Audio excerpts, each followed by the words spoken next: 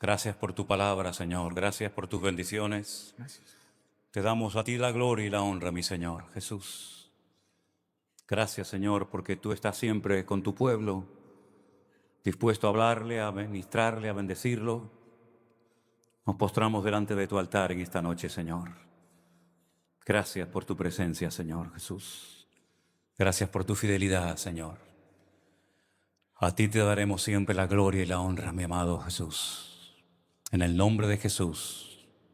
Amén y amén. Fuerte ese aplauso a nuestro Dios. Aleluya. Gracias, Señor Jesús. Gracias, Dios. Amén. Amén. Pienso que sería bueno saludar a la persona que tienes a tu lado en esta tarde antes de tomar asiento, así que hazlo ahora. Dile a tu hermano: Dios te bendiga, hermano. Que el Señor te guarde y te bendiga grandemente.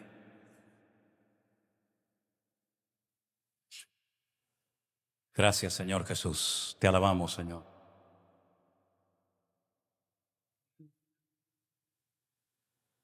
Aleluya. ¿Pueden tomar asiento, mis hermanos, por favor? Queremos dar la bienvenida a todos ustedes en esta tarde, a todos los que han decidido congregarse en el día de hoy en esta iglesia. Le decía a nuestra hermana Cordy y a Elena también que cada vez conozco menos a la iglesia. De verdad les digo, yo entro un domingo, veo un montón de caras nuevas, el siguiente domingo veo más caras nuevas y llevo mucho tiempo que no conozco a todos. Bueno, eso tiene sus pros y sus contras, ¿no? Tiene la ventaja de que el Señor está trayendo almas, el Señor está trayendo gente nueva, eso es bueno. Bueno, tiene la desventaja de que no tenemos tal vez esa relación, esa comunión que a lo mejor en otros años teníamos, ¿no? Pero bueno, la obra va creciendo, el ministerio va extendiéndose y a veces es complicado poder estar en diferentes sitios al mismo tiempo. Yo quiero agradecerles que han estado orando por nosotros en este congreso que hemos llevado a cabo en la ciudad de Guatemala. Ha sido de verdad una bendición tremenda, tremenda. Se ha notado que ustedes han estado orando por nosotros. Hemos tenido mucho más gente que el año pasado. Vino un grupo grande de hermanos de Costa Rica, vino también un grupo muy hermoso de hermanos de México. Por cierto, todos los hermanos de México nos decían: por favor vuelvan, vengan otra vez a México. Hace ya algún tiempo que no vamos y México siempre se portó muy bien con nosotros y nos recibió de maravilla. Vinieron hermanos de Nicaragua, hermanos de Estados Unidos, hermanos de El Salvador, por supuesto de Guatemala. Fue un tiempo realmente tremendo. Llovió todos los días. Yo creo que en los días que estuve allí, si vi el sol media hora, fue mucho.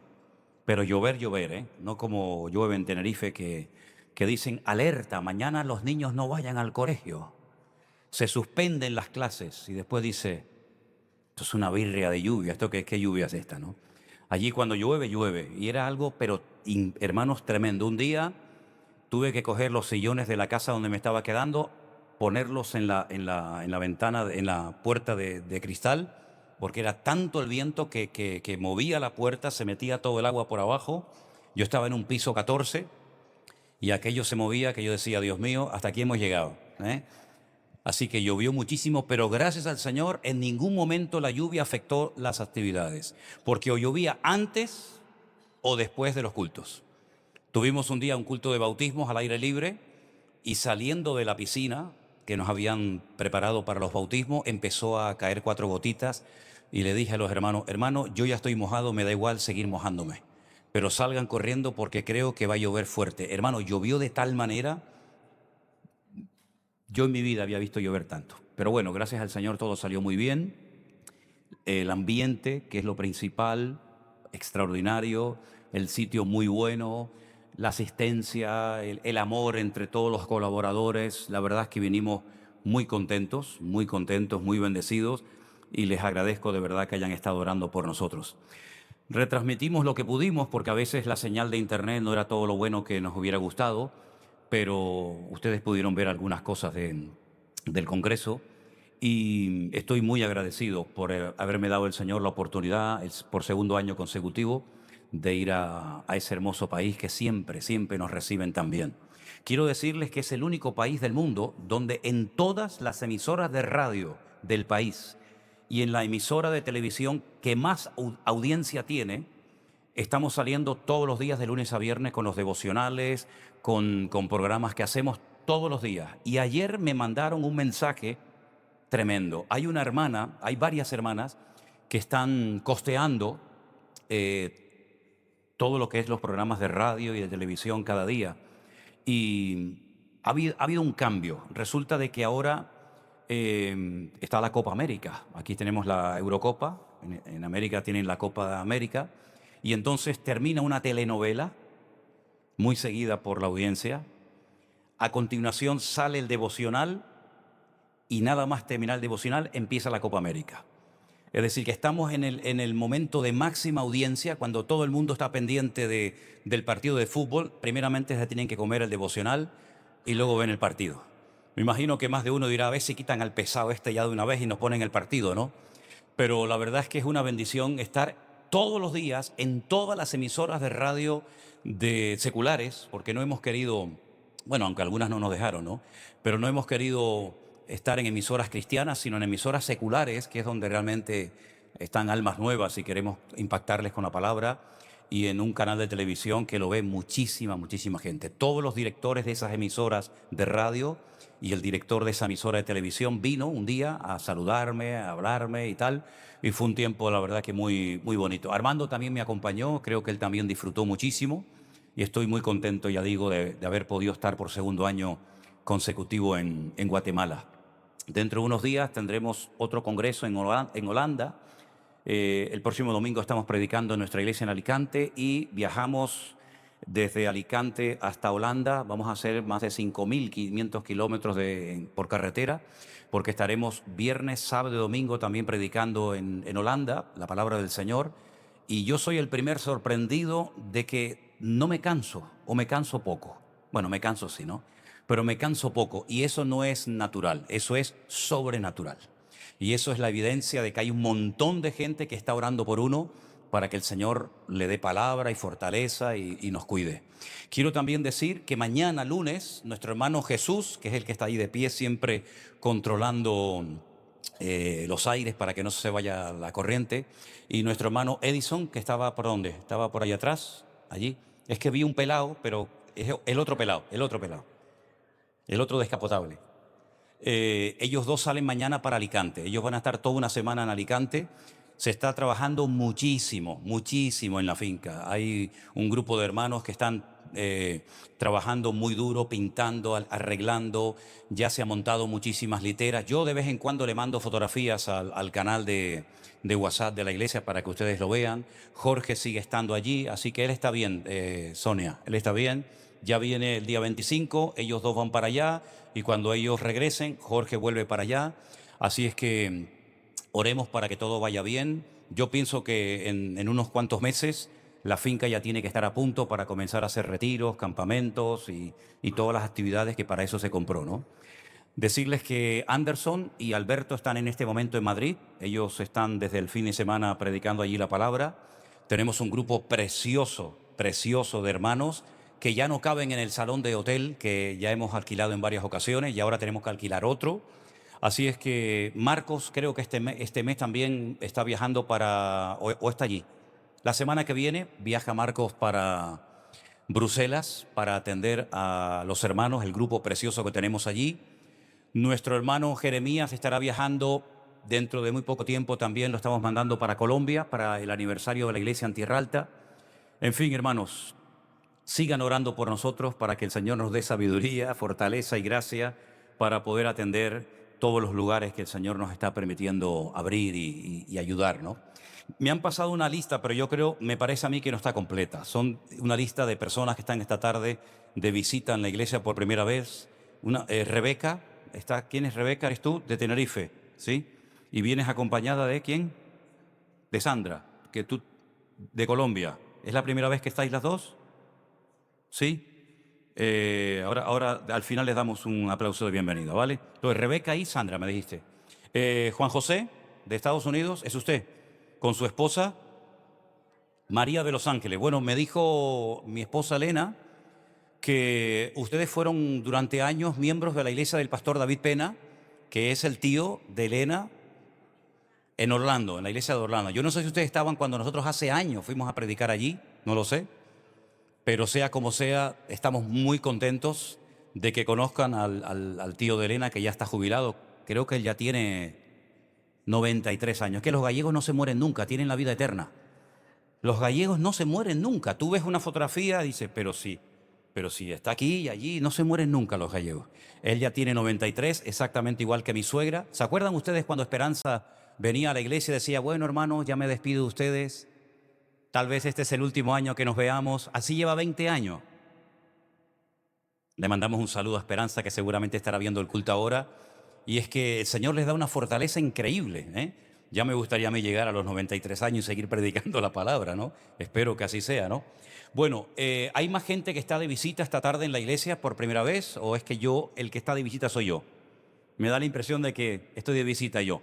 ¿Ustedes estuvieron en el culto anterior o es la primera vez que están hoy? Los hermanos de Suiza. ¿No estuvisteis el otro día? Bueno, también tenemos hermanos muy queridos por nosotros, ya nos conocemos hace años, que vienen de Suiza, aunque sois de Argentina. Bueno, nadie es perfecto. ¿Qué se va a hacer? ¿Qué se va a hacer? No pasa nada. Estamos contentos de que estéis con nosotros. ¿Alguien más está de visita en esta tarde con nosotros? ¿Ustedes dos? ¿Tres? ¿Cómo se llaman? ¿Naomi? ¿Cómo? Chan, eso, Chan. ¿Y? ¿Cómo? George Ellis. ¿Y de dónde sois? ¿De Holanda? Ah, mira. ¿Pero es la primera vez que están aquí en la iglesia? Ah, qué bueno.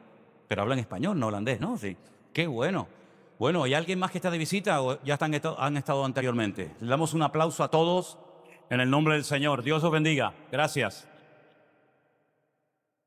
Gracias por estar con nosotros. Dios les bendiga. Gloria a Dios. Amén. Quiero aprovechar antes de que los niños pasen a las clases de la escuela dominical para decirles que en fe, digo esto en fe, pero créanme que lo digo de verdad. Estamos tratando de organizar 3 grupos para volver a viajar a Israel en el mes de noviembre. Hemos estado ya en enero, estuvimos en mayo con 2 grupos. Gracias al Señor todo fue bien, el Señor nos guardó. Y en fe, porque las cosas se están poniendo cada vez más interesantes, entonces en fe estamos confiando de que vamos a poder viajar con 3 grupos más a Israel. Si hay alguien que nos está viendo en este momento en directo en sus casas o alguien que esté aquí con nosotros que tenga intención, tenga el deseo de viajar con nosotros a Israel, se habla con mi hija Priscila, que está por ahí, que es la rubia de la derecha, la que cantó, y ella le va a ayudar en todo lo que necesiten saber para poder viajar con nosotros a Israel. Durante el culto nos llegó una noticia de que han atacado una iglesia, ha habido muertos y han atacado y quemado una sinagoga en Rusia y hay policías que están muertos. Y tengo la sensación de que esta noticia va a ser cada vez más habitual. Así que no bajemos la guardia, oremos al Señor, porque hay millones de personas que odian a los cristianos y que no quieren que sigamos con este gozo, con esta alegría, con esta paz y libertad en nuestras vidas, pero mayor es el que está en nosotros que el que viene contra nosotros. Así que ya sea que muramos o vivamos, somos del Señor. A Él toda la gloria y a Él toda la honra. Amén, hermanos. Así es. Gloria a Dios. Gloria a Dios. Los niños pueden pasar ya, por favor, a las clases de la escuela dominical y después a las visitas, pues bueno, si se quedan unos minutitos para poder saludarles personalmente, si quieren. Si no quieren, no pasa nada. ¿Vale?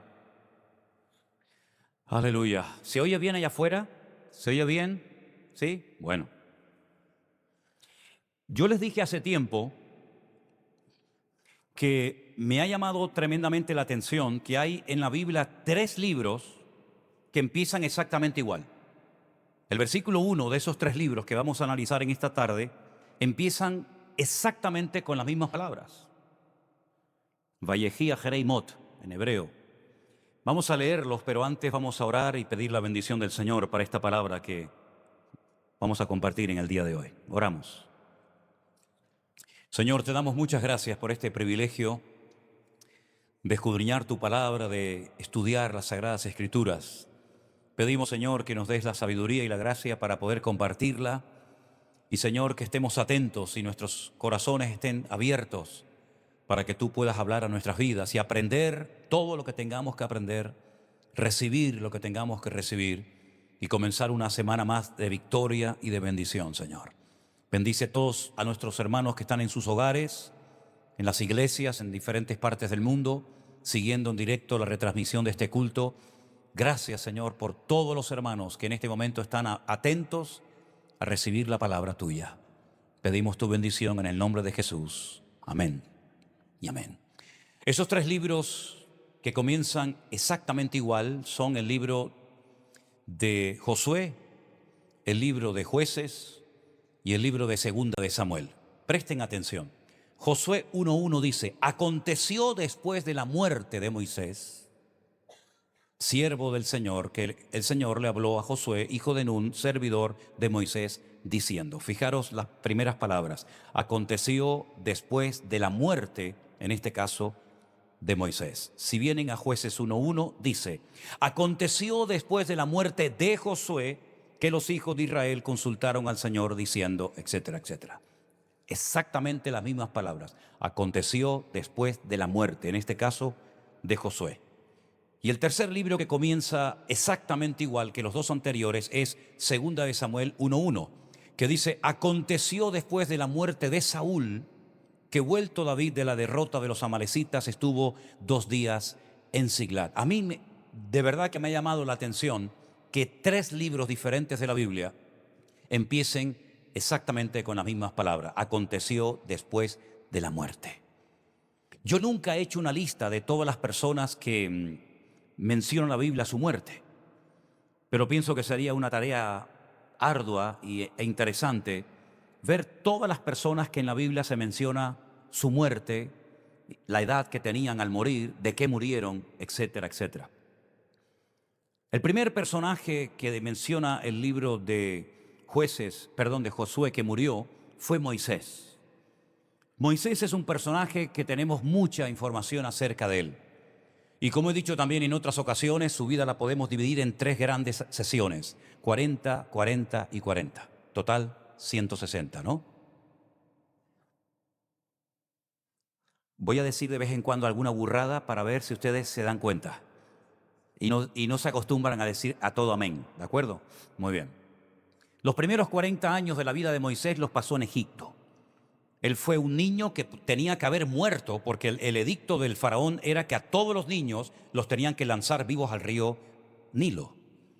La Biblia nos enseña que milagrosamente el Señor lo protegió, nada más y nada menos que la hija del faraón lo encontró en las aguas del río Nilo, lo adoptó como si fuera uno de sus hijos, y los primeros 40 años de la vida de Moisés los pasó de maravilla.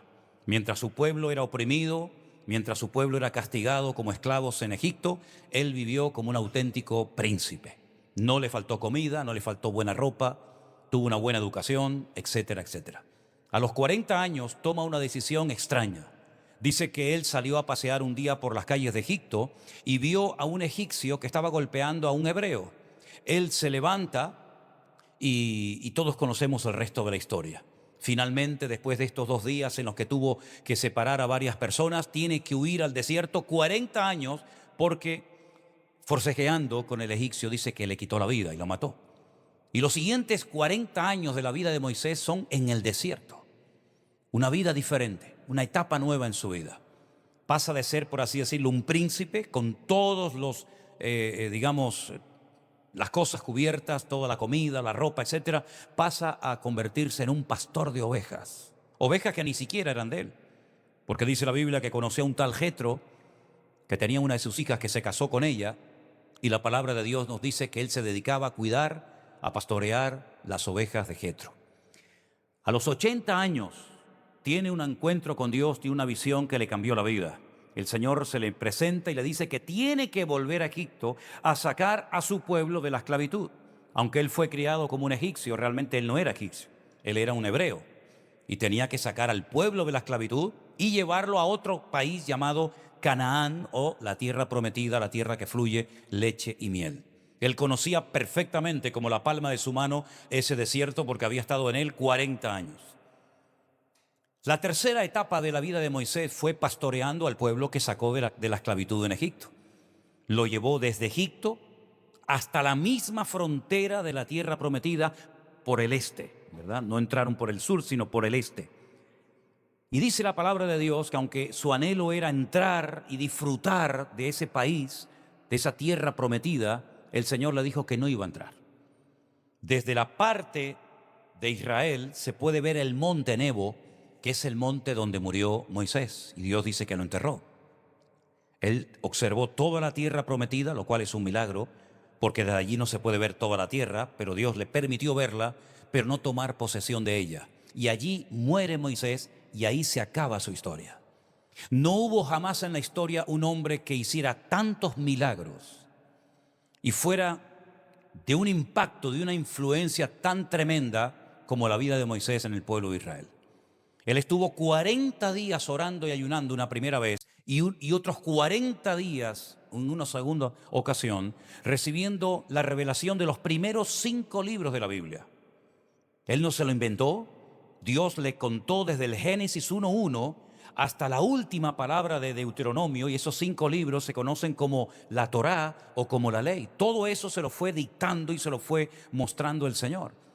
Después de esos largos días de soledad, de ayuno en el monte Sinaí, Él desciende del monte y los 40 años que está con el pueblo de Israel, se dedica a enseñarle la ley al pueblo.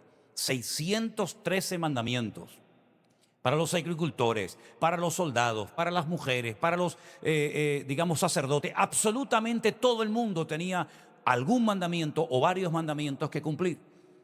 Ocupar el lugar de Moisés, humanamente hablando, era imposible. La influencia de Moisés fue tan grande que era prácticamente imposible que otro hombre pudiera ocupar su lugar.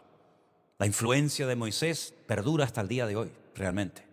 Fue un ejemplo prácticamente en todo, aunque también, como todos, tuvo sus defectos, porque no era perfecto, pero era un hombre que tuvo el privilegio de hablar con Dios, como dice la Biblia, cara a cara, sin intermediario. Él oía la voz de Dios audiblemente y era la forma como él se comunicaba con Dios durante toda su vida. Durante esos años, él preparó a un joven llamado Josué, hijo de Nun. La Biblia nos enseña que cuando Moisés muere, Dios le habla a Josué. Y esto es muy interesante, porque ha muerto Moisés, pero Dios sigue vivo. Ha salido de la escena pública Moisés, pero el Señor sigue hablando y usando y levantando a personas, y en este caso a Josué. Y dice la Biblia, ahora es el momento de levantarte y de llevar a mi pueblo desde este punto hasta la tierra prometida y conquistarla. Moisés ya era una persona mayor, nunca hubiera podido cumplir con aquella función de conquistar todo un país, de enfrentarse con enemigos terribles, pero él hizo un papel fundamental y preparó el terreno para que luego Josué pudiera conquistar la tierra, cosa que hicieron durante muchos años. Finalmente, Josué, cuando muere, lamentablemente no preparó a nadie como Moisés lo preparó a él. Y se produce un vacío de poder tan espectacular que dice que a raíz de la muerte de Josué, cada uno hacía, hablando claramente, lo que le daba la gana. Según lo que sentía o creía en su corazón hacer, eso es lo que hacía. Y entró el pueblo en una anarquía tremenda de casi 400 años, que es la época que conocemos como la época de los jueces. Y ahí hay personajes como Sansón, ¿verdad? Como Jefté, como Gedeón y otros. No preparó un sustituto, nadie ocupó el lugar de Josué. Al crearse ese vacío, el pueblo se descarría, el pueblo baja la guardia. En vez de ellos transformar al país, el país los transformó a ellos. Y ellos dejaron de adorar al Dios vivo y verdadero, el Dios que les enseñó Moisés, el Dios que adoró Josué con todo su corazón, junto con toda su familia. Y el pueblo comenzó a adorar a Baal, a Astaroth, a Milcón y a cuanto Dios se le presentara por delante. Finalmente Josué muere, el pueblo entra en una decadencia moral y espiritual terrible, hasta que finalmente entra una nueva etapa, y es la etapa que conocemos como la monarquía. El primer rey que ocupa el escalafón de los reyes de Israel fue Saúl, que era de la tribu de Benjamín, hijo de Cis. Yo siempre lo he llamado a Saúl, es una cosa que que utilizo para definirlo, el juguete roto. Cuidado con enamorarte de cosas o de personas que no son de Dios y al final te van a hacer mucho daño. Y puede ser que te lleve años restaurar las heridas de tu corazón y probablemente incluso de alguna de ellas nunca terminarás de recuperarte. El pueblo se empeñó en imitar a las naciones que le rodeaban. Ellos querían ser como los demás, perdieron su identidad. Ellos forzaron y obligaron al profeta Samuel a que les nombrara un rey de carne y hueso. Porque, repito, querían ser como las demás naciones que tenían sus respectivos reyes. Samuel les dijo, nosotros ya tenemos el mejor rey de la tierra. Es un rey de verdad invisible, pero real. Es Jehová de los ejércitos, el Dios de Abraham, de Isaac y de Jacob. ¿Por qué se empeñan en imitar a los demás en vez de los demás imitarles a ustedes? Fue inútil el discurso tremendo de Samuel. Se empeñaron en tener rey y finalmente nombraron a Saúl, un hombre que no estuvo capacitado para dicho cargo, y al final ese juguete se rompió y terminó llevando al país a una decadencia moral y espiritual terrible. Si pensaban que con el rey se iban a arreglar los problemas de la época de los jueces, se equivocaron. Fue aún peor. La Biblia dice que la gente se endeudó, la gente perdió la esperanza, la ilusión. Saúl nunca fue un hombre espiritual. Tuvo varias o muchas ocasiones y oportunidades para demostrar su espiritualidad y fracasó. Fue un hombre que jamás se arrepintió de verdad. Eran, como yo digo, las lágrimas del cocodrilo. Aparentemente se arrepentía, le remordía la conciencia, pero siempre seguía igual o peor. Porque cuando Dios habla a tu vida, cuando Dios toca tu corazón, sea a través de este mensaje o de cualquier otro lugar, y tú haces oídos sordos y sigues con tu estilo de vida de desorden, de pecado, de rebelión, no te va a ir todo igual, te va a ir todo peor. Porque la Biblia dice que si oyes hoy su voz, no endurezcas tu corazón. En otras palabras, tú tendrás, como yo tuve en su momento, una oportunidad en la vida para cambiar. Y he conocido en estos años que llevo sirviendo al Señor o intentando servir al Señor, he conocido a muchísima gente que no cambiaron, no porque no pudieron, sino porque no quisieron. También gracias al Señor puedo decir que he conocido a mucha gente que logró cambiar, porque aprovecharon su oportunidad, rindieron sus vidas a Cristo y aunque les costó, porque los cambios siempre cuestan, lo lograron, porque todo lo podemos en Cristo que nos fortalece. Y cuando tú quieres cambiar, tú puedes cambiar. Da igual la vida que hayas llevado. Da igual las heridas que tenga tu corazón o tu alma. Da igual los padres que tuviste o que no tuviste. Da igual lo que te hicieron o te dejaron de hacer o decir. Si tú verdaderamente quieres cambiar, tú vas a poder cambiar. Pero todo depende de ti, no del Señor. Porque el Señor ya hizo todo lo necesario para que tú cambiaras, para que dejaras la droga, el alcohol, la prostitución, la pornografía, los complejos, los traumas. Dios ya lo hizo todo. No le eches la culpa a la sociedad. No le eches la culpa a la iglesia. No le eches la culpa a Dios o al diablo, como muchos cristianos hacen, sino examínate a ti mismo y pregúntate, ¿por qué siempre estás igual? Y no levantas cabeza y no logras restaurar ciertas y determinadas áreas de tu vida, porque oportunidades has tenido más que suficiente. Yo veo en la Biblia personajes que tuvieron una sola oportunidad y la aprovecharon y lograron cambiar, como por ejemplo el ladrón en la cruz. El ladrón en la cruz era un criminal. El ladrón en la cruz no era un niño bueno que todo le salió mal en la vida, no. El ladrón en la cruz era un hombre que merecía, como dijeron en la cruz, el tipo de muerte que estaba experimentando. Ellos sabían que el que está siempre jugando con fuego termina quemándose. Ellos sabían perfectamente que Jesús era injusto y no merecía ese tipo de muerte, pero ellos sabían perfectamente que por los delitos que habían cometido, eso es lo que tarde o temprano algún día les iba a suceder. Y así fue. Pero en el momento en el que aquel ladrón tuvo la oportunidad de cambiar, cambió. Y se levantó esa mañana condenado a muerte, pero se acostó esa noche, recostado sobre el costado de Jesús, cuando le dijo al Señor, acuérdate de mí cuando vengas en tu reino. Y el Señor le dijo, hoy estarás conmigo en el paraíso. Una oportunidad la aprovechó. Otros tuvieron muchas oportunidades, como por ejemplo Saúl, y no aprovechó ni una. Al contrario, cuando quedaba en evidencia su desorden, cuando quedaba en evidencia su vida, su falta de compromiso, su falta de seriedad, su falta de hombría, su falta de todo, siempre buscaba excusas.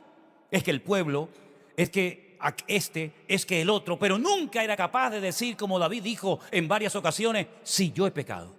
Es verdad, tienes razón, yo he pecado.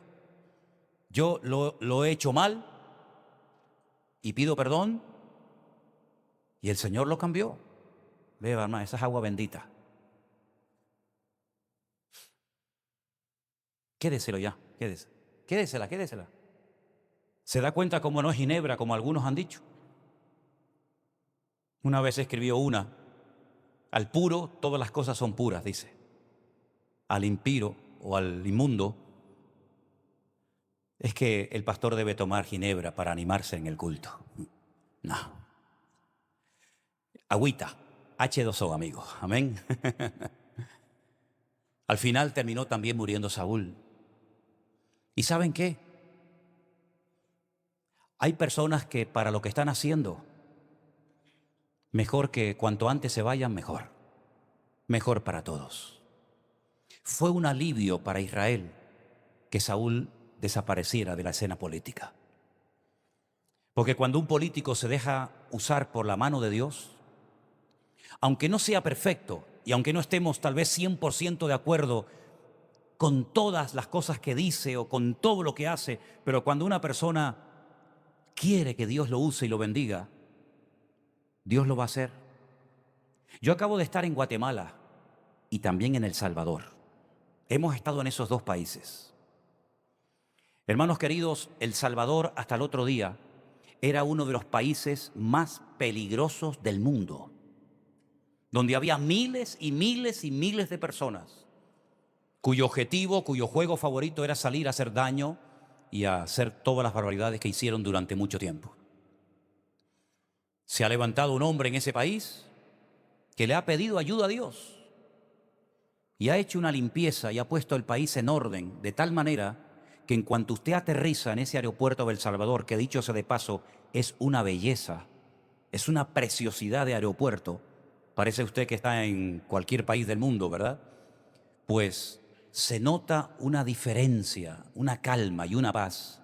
¿Hasta cuándo? No lo sabemos. Pero solamente sé que cuando una persona, me da igual del signo que sea o la edad que tenga, cuando una persona le pide ayuda a Dios, esa persona Dios lo bendice y lo usa, aunque sea por un tiempo, ¿verdad? Y saben, yo estaba buscando en la Biblia reyes que fueron buenos. No hubieron muchos, lamentablemente, pero hubo un rey que sobre todo a mí siempre me ha llamado la atención porque estuvo en el trono nada más y nada menos que 52 años. Agua, ¿verdad? Gracias. Vengan conmigo, por favor, a Segunda de Crónicas, capítulo 26. Miren qué historia tan espectacular. Con 16 añitos, este hombre llamado Uzías es nombrado rey de Israel. Segunda de Crónicas, capítulo 26, versículo 1 dice: entonces todo el pueblo de Judá tomó a Uzías, el cual tenía 16 años de edad, y lo pusieron por rey en lugar de Amasías, su padre.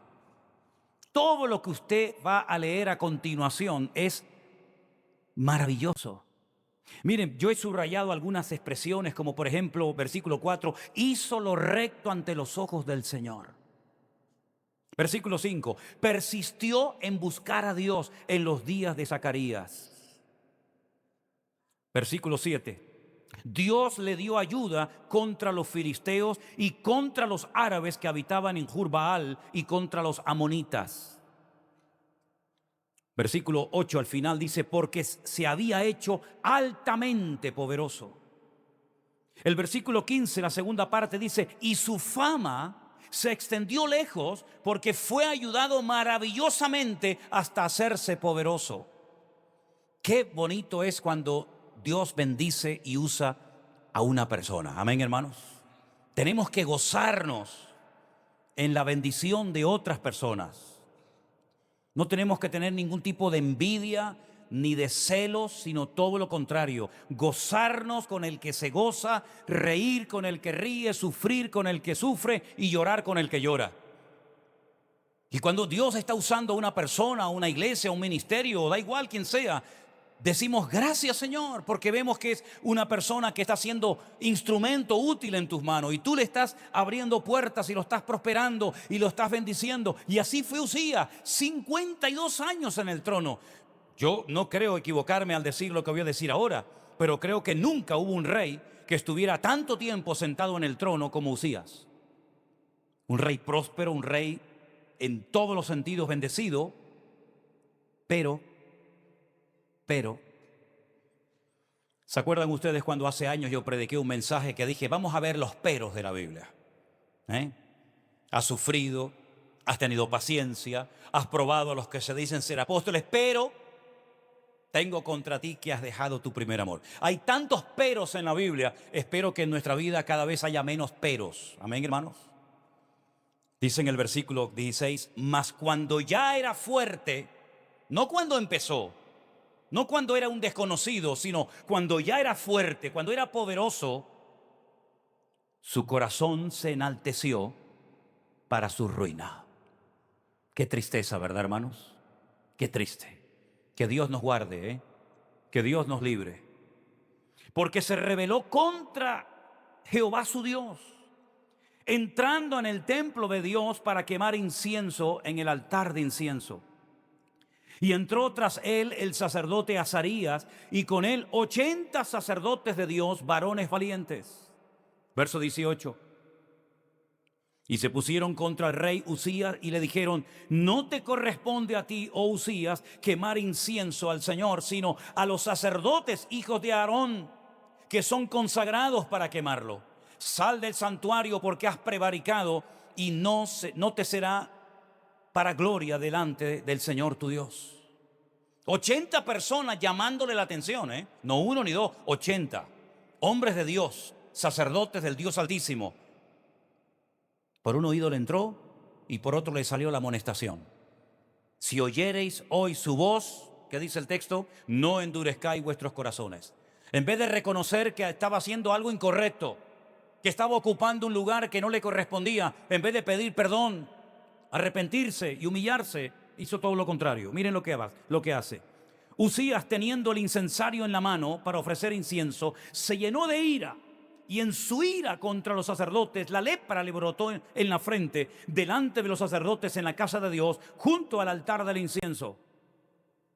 Y le miró el sumo sacerdote Azarías y todos los sacerdotes, y aquí la lepra estaba en su frente, y le hicieron salir apresuradamente de aquel lugar, y él también se dio prisa a salir, porque Dios lo había herido.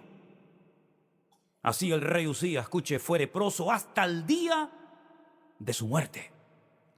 Habitó leproso en una casa apartada, por lo cual fue excluido de la casa de Dios. Y Jotán, su hijo, tuvo el cargo de la casa real, gobernando al pueblo de la tierra. Los demás hechos de Usías, primeros y postreros, fueron escritos por el profeta Isaías, hijo de Amós. Ahora lo veremos. Durmió Usías con sus padres y lo sepultaron con sus padres en el campo de los sepulcros reales, porque dijeron, leproso es, y reinó Jotán, su hijo, en lugar suyo. ¿Qué necesidad tenía Usías de meterse en este lío? ¿Qué necesidad tienes tú de meterte donde no te llaman? De juntarte con la persona equivocada que te va a llevar a la ruina y te va a robar la poca o la mucha bendición que dices tener en tu vida. ¿Cuánto se puede perder por salirnos del plan de Dios? ¿Cuántas bendiciones? Incluso la vida que tienes corre peligro si te sales del paraguas, del abanico de Dios, de la cobertura del Señor, y te pones a jugar y crees que puedes hacer lo que quieras, como pensó Sansón que podía hacerlo y mira cómo terminó, o como lo pensó también Saúl, y ahora Usías dice, bueno, soy poderoso, llevo 52 o 40 y pico de años en el trono, tengo dinero, soy famoso, todo el mundo me conoce, he restaurado el país, soy una persona bendecida y ahora puedo incluso hacer funciones sacerdotales para las cuales no fui llamado. Eso es lo que él creía, eso es lo que él pensaba, pero se equivocó rotundamente. Dice la Biblia, bienaventurado el varón que no se condena con lo que aprueba. Porque tú puedes pensar y engañarte a ti mismo que lo que estás haciendo está bien. No pasa nada, el Señor está conmigo. Yo puedo hacer lo que quiera. No, no te confundas. Tú puedes hacer solamente lo que el Señor quiere y te ha pedido que hagas. No te metas donde no te llamen. Examina si lo que estás haciendo, a lo que te estás dedicando y la relación que estás manteniendo y que te has inventado tú y que la quieres espiritualizar para hacerle creer a los demás lo que no te crees ni tú, pregúntate a ti mismo si realmente estás haciendo la voluntad de Dios o estás haciendo la tuya como niño o como niña caprichosa. Porque tarde o temprano la vida nos pasará factura cuando creemos que Dios tiene que estar a nuestro servicio en vez de estar nosotros al servicio de nuestro Dios. El mismo Señor Jesucristo dijo, las cosas que yo hago y las cosas que yo digo, no las hago y las digo por mi propia cuenta, sino que hago y digo lo que mi Padre me ha pedido que haga y que diga. ¡Qué ejemplo tan grande! Sometido totalmente al Padre. Nunca hizo algo que no era del agrado de su Padre, sino todo lo contrario, siempre pegado a la voluntad del Padre. Incluso la última noche, la noche de la traición, la noche que lo iban a llevar delante de Poncio Pilato y de toda aquella turba, él dijo, no se haga mi voluntad, Padre, sino la tuya. Y ese tiene que ser el anhelo constante y permanente de nuestras vidas. Yo vivo para hacer la voluntad de Dios. Y si voy a salir del parámetro, del marco de la voluntad de Dios y creerme que porque he llegado a no sé qué, puedo hacer lo que quiera, Señor, quítame la vida ahora mismo. Porque sería una tragedia haber empezado bien la carrera y no terminarla por desobediencia y por rebeldía, como le pasó a Usías, como le pasó a Saúl y como le pasó a tanta gente. Así que Dios nos ayude y nos guarde el corazón de no pensar que podemos tener carta blanca para hacer todo lo que queramos y encima nos enfadamos cuando las cosas no nos salen bien desde nuestro punto de vista. ¿Por qué termina la historia de Usías diciendo que vivió en una casa apartada, leproso, y que hay hechos, que hay cosas de Usías que quien las contó fue otro profeta, concretamente el profeta Isaías, hijo de Amós? Porque si ustedes prestaron atención a la lectura que se leyó esta tarde por medio de nuestro hermano Jerónimo, en el capítulo 6 del libro de Isaías se nos cuenta algo extraordinario acerca de la muerte de Usías. Hemos visto la muerte de Moisés, que fue sustituido por Josué, porque vemos que no hay nadie imprescindible en el reino de Dios. Se va uno y Dios levanta otro, porque Dios siempre ha prometido cuidar de su obra, porque dice la Escritura en Efesios que Él cuida y sustenta a la iglesia. Amén, hermanos. No hay nadie que sea imprescindible. Dios va a cuidar siempre de su obra, de una manera u de otra. Pero en el caso de Usías, querido hermano, terminó sus días con un borrón. Terminó sus días en fracaso. Fue prosperado, es verdad. Fue bendecido, fue usado, claro que sí, nadie lo discute. Pero lamentablemente la vida, el final de la vida de Usías no tenía por qué haber terminado así. Se lo advirtieron. 80 sacerdotes le dijeron, no lo hagas, no lo hagas. Tú no estás capacitado, tú no has sido levantado, ungido por el Señor para hacer funciones sacerdotales. Sale inmediatamente de este lugar. Este no es tu sitio es el trono. Para eso tienes la corona, para eso te han ungido, no para esto. No hizo caso, se enfadó, dice que la ira explotó en su corazón y al final, miren cómo terminó. Algo que se podía haber evitado. Entonces dice en Isaías capítulo 6 algo tremendamente interesante. Versículo 1. En el año que murió, ¿quién? Usías, el rey Usías. Qué interesante, ¿verdad? Porque eso no lo cuenta segunda de Samuel. Eso no lo cuenta cualquier otro libro, sino lo cuenta Isaías. ¿Por qué? Porque cuando murió el rey Usías, está hablando Isaías en primera persona, dice, vi yo al Señor sentado sobre un trono alto y sublime, y sus faldas llenaban el templo. El año que muere Usías, como que la gloria de Dios que estaba detenida se vuelve a manifestar, en este caso, al profeta Isaías. Y ahí es cuando el Señor lo llama al servicio profético. Hay cosas que hasta que no mueran en nosotros no pueden levantarse otras. No podemos vivir dos vidas, la vida de pecado del mundo en desorden y la vida nueva en Cristo. Una de las dos tiene que morir. O estás conmigo o estás contra mí, dijo el Señor. El que no siembra desparrama, ¿verdad? Por lo tanto, mis queridos hermanos, Usías, que fue un mal ejemplo, un mal testimonio al pueblo, tuvo que morir para que la gloria de Dios volviera otra vez a manifestarse, porque estaba como detenida la bendición de Dios por causa de este mal rey. Por encima de él dice que había serafines. Cada uno tenía 6 alas, con 2 cubrían sus rostros, con 2 cubrían sus pies, con 2 volaban. El uno al otro daba voces diciendo: Santo, Santo, Santo es el Señor, Jehová de los ejércitos. Toda la tierra está llena de su gloria. Algunos, haciendo una incorrecta interpretación, dicen: Santo el Padre, Santo el Hijo, Santo el Espíritu Santo. En ningún momento está diciendo eso en el texto. El texto lo que está diciendo es santísimo. Lo que pasa es que en hebreo el superlativo no existe. No se puede decir santísimo en hebreo. Entonces hay que repetir 1, 2, 3 y todas las veces que quieras la palabra para decir que Dios es santísimo. Lo más alto y sublime en santidad. Por eso se repite en varias ocasiones la palabra Kadosh, Kadosh, Kadosh, Adonai. Los quiciales de las puertas se estremecieron con la voz del que clamaba y la casa se llenó de humo. Las cosas están cambiando en el mundo espiritual. Esto está ocurriendo en el mundo espiritual, no en lo natural. En lo natural ya te está diciendo lo que está ocurriendo. Acaba de morir el rey leproso, el rey desobediente, el rey que no quiso hacer caso a la palabra. Eso es lo que está ocurriendo en el mundo natural. Pero en el mundo espiritual dice que se abren los cielos, se oye la voz de Dios, se ven a los serafines, se oye decir a los serafines: Santo, Santo, Santo es el Señor. En otras palabras, todo está cambiando en lo espiritual y en lo natural.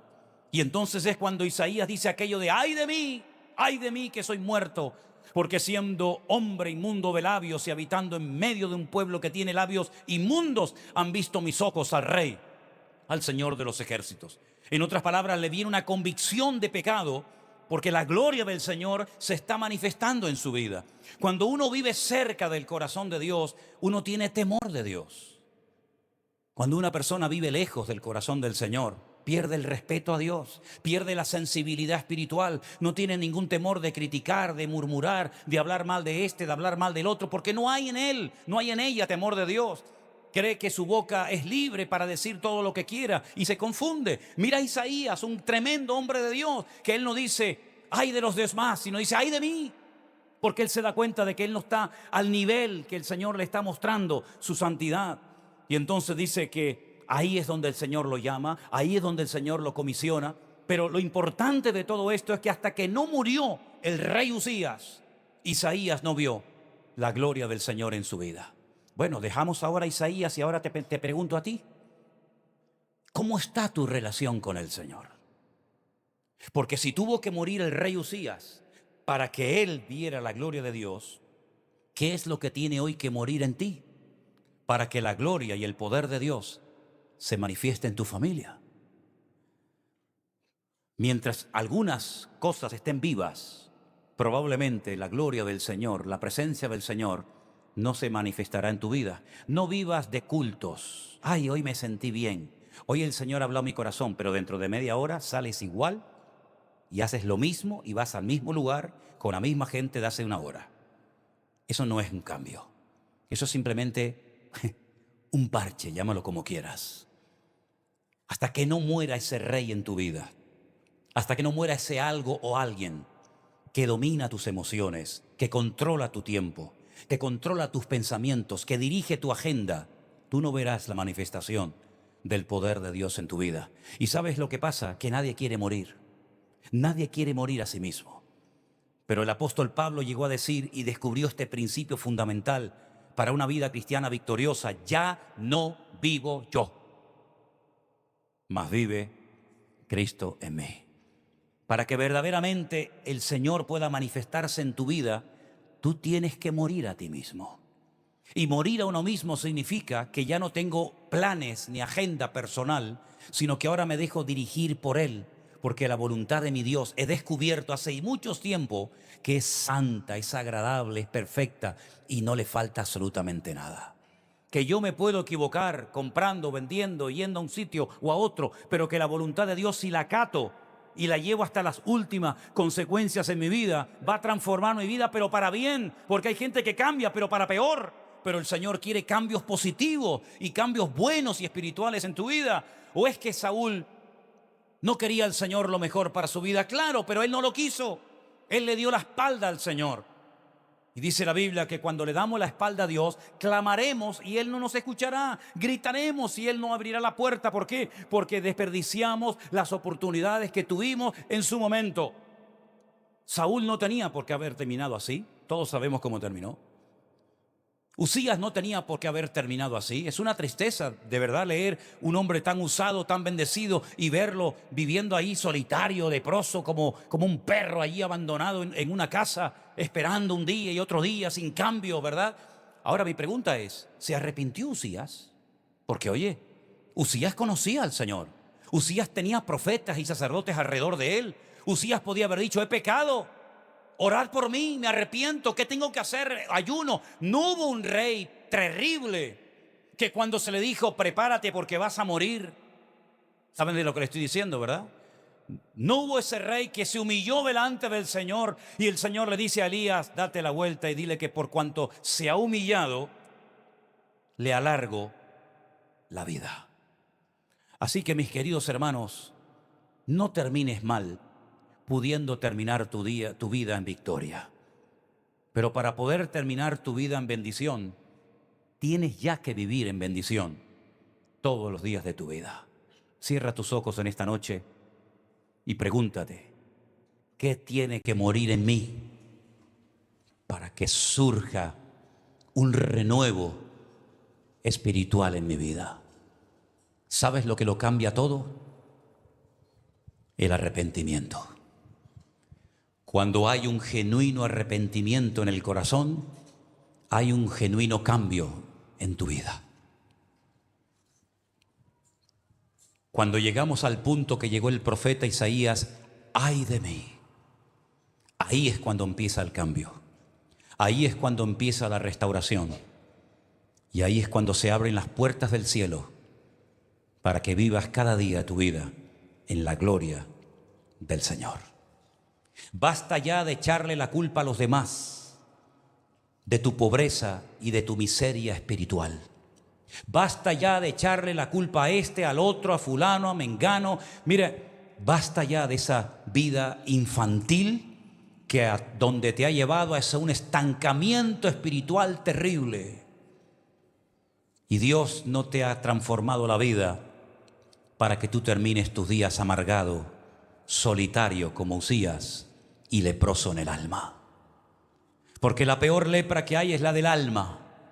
Esas arrugas que no las plancha la vida, esas arrugas que te impiden gozarte en el Señor y decir, tú me diste la vida para yo dedicar mi vida a ti, Señor.